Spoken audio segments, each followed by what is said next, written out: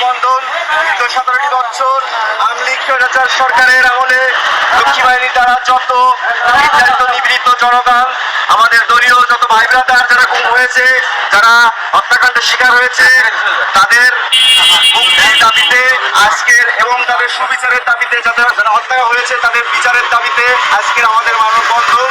আজকের মানববন্ধনে নোয়াগাড়া উপজেলা ছাত্রদল, নোয়াগাড়া পৌর ছাত্রদল এবং নোয়াগাড়া কলেজ শাখা ছাত্রদলের পক্ষ থেকে যে মানববন্ধনটা হয়েছে, সে মানববন্ধনে সারা বাংলাদেশের সকলকে আমরা একটাই বার্তা দিতে চাই, যত লোক গুম হয়েছে প্রত্যেককে বেশ কিছু খালাস করতে হবে এবং যারা আওয়ামী লীগ স্বৈরাচারী সরকারের আমলে যে সকল গুম হয়েছে প্রত্যেকের ন্যায় বিচার প্লাস এইগুলোর মুক্তির দাবিতে আজকের আমাদের মানববন্ধন।